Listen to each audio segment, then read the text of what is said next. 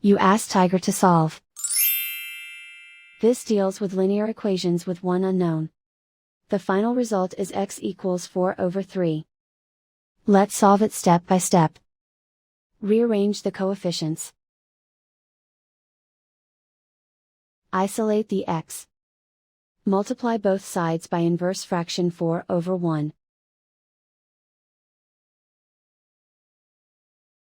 Group like terms. Multiply the coefficients. Simplify the fraction. Multiply the fractions. Simplify the arithmetic. And so the final result is x equals 4/3.